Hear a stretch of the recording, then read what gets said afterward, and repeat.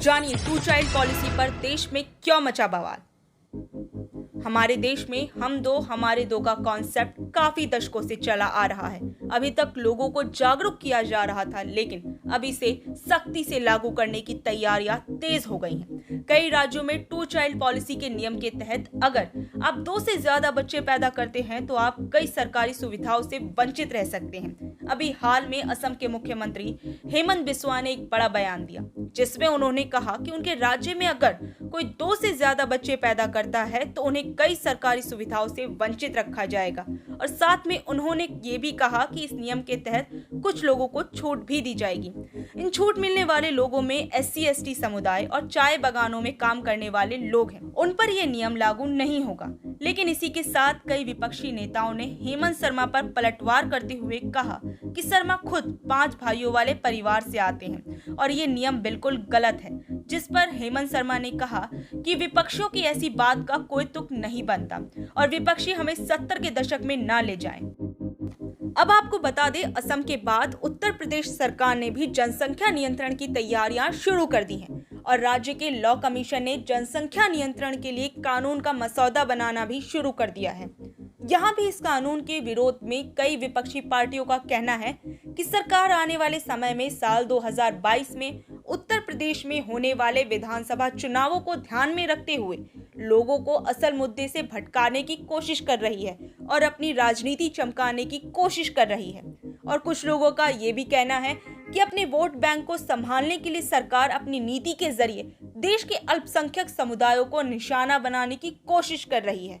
तो चलिए अब आपको ये भी बता देते हैं कि देश में ऐसे कौन कौन से राज्य हैं जहां 2 से ज्यादा बच्चे पैदा करने वालों पर कुछ प्रतिबंध हैं। जैसे उड़ीसा में 2 से ज्यादा बच्चे पैदा करने वालों को लोकल बॉडीज इलेक्शन लड़ने की इजाजत नहीं है। बिहार और उत्तराखंड में भी टू चाइल्ड पॉलिसी है, लेकिन सिर्फ नगर पालिका चुनावों में। महाराष्ट्र में भी जिनके 2 से ज्यादा बच्चे हैं उन्हें नगर पालिका के चुनाव लड़ने की इजाजत नहीं है। राजस्थान के पंचायती राज एक्ट के अनुसार अगर किसी के 2 से ज्यादा बच्चे हैं तो उसे सरकारी नौकरी के लिए अयोग्य माना जाता है।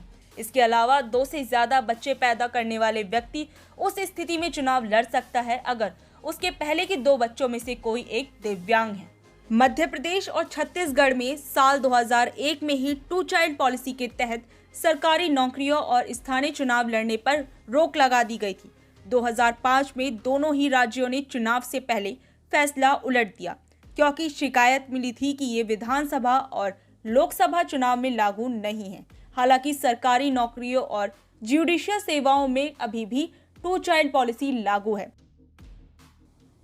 लेकिन भारत में तेजी से बढ़ती जनसंख्या को देखते हुए कई लोग पूरे भारत में टू चाइल्ड पॉलिसी लाने की मांग काफी लंबे समय से करते आ रहे हैं।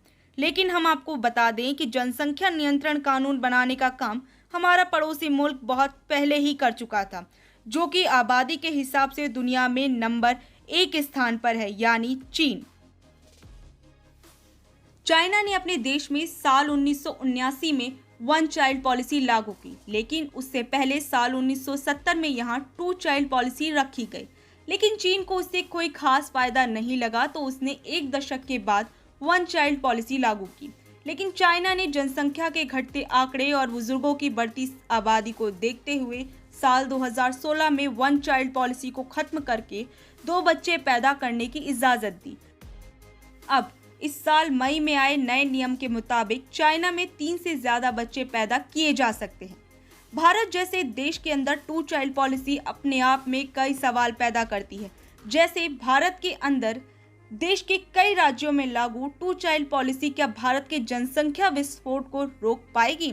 टू चाइल्ड पॉलिसी लागू होने पर युवा जनसंख्या से भरा ये देश क्या अपना हाल चाइना जैसा तो नहीं कर बैठेगा?